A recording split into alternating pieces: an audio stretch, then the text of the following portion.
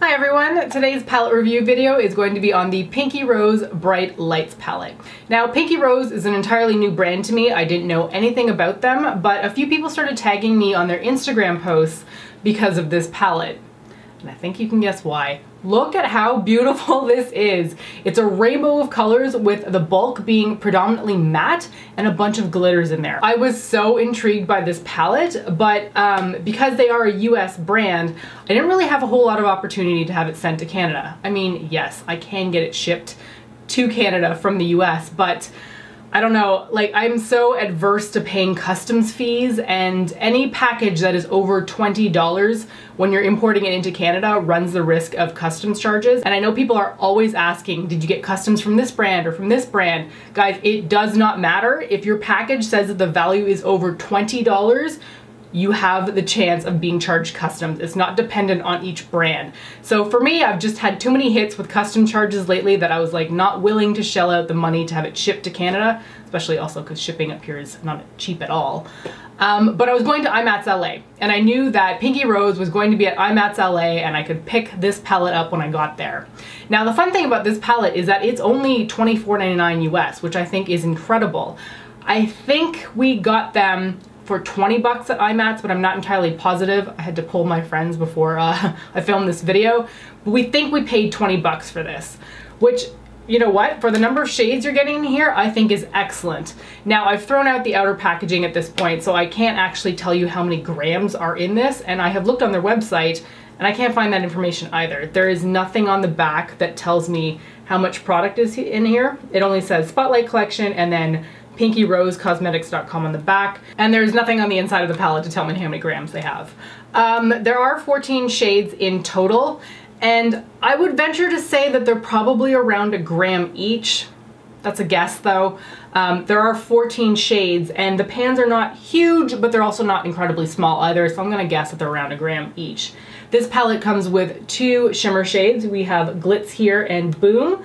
3 glitters, which are Dazzle, Cupcake, and Tickle, and there are 9 remaining matte shades. I'm gonna slide in some swatches here so you can see exactly what they look like on my arm.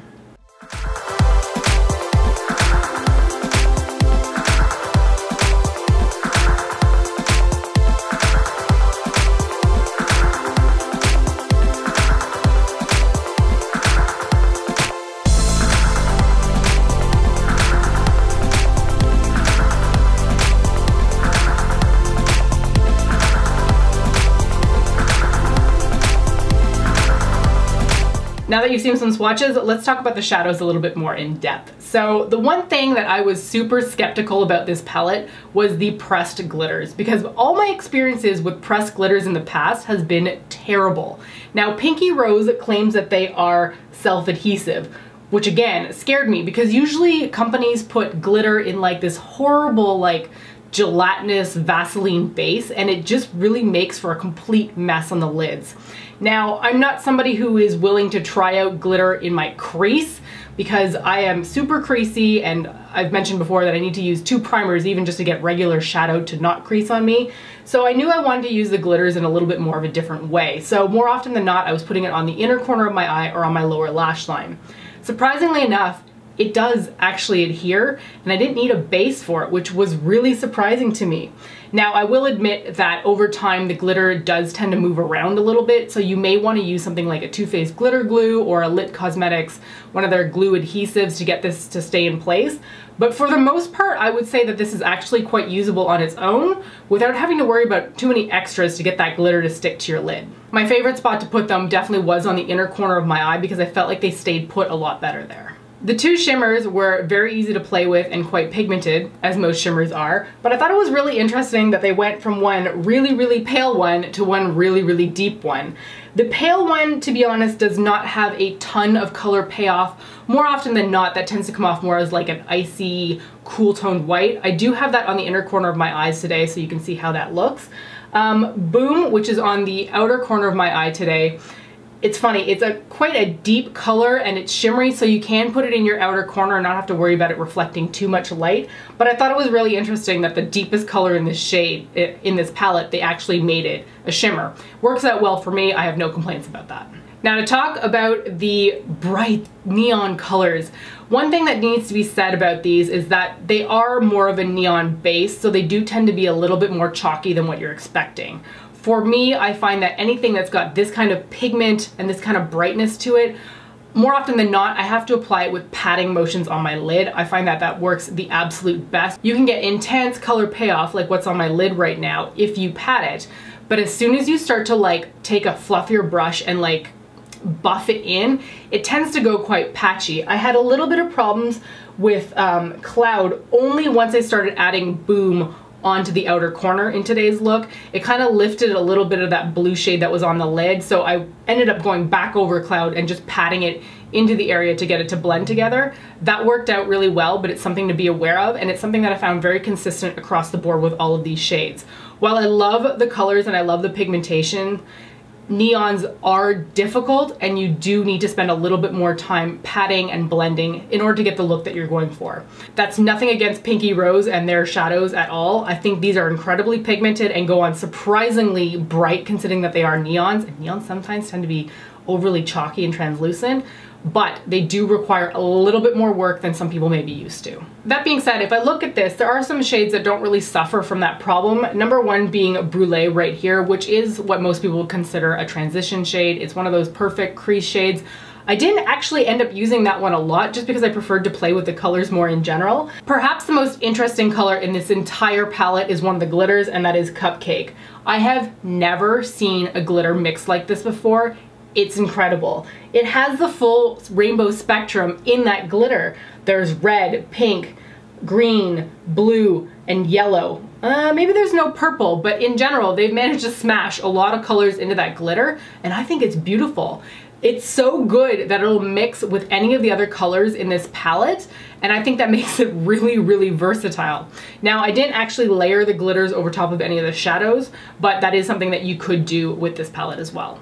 All right, let's talk about the 5 looks that I came up using this palette, starting with the first one, which has Punk on the inner half of the lid, Pop Rocks on the outer half, Becky and Tiki through the crease, and Boom on the outer half of the lower lash line, and Cloud on the inner half.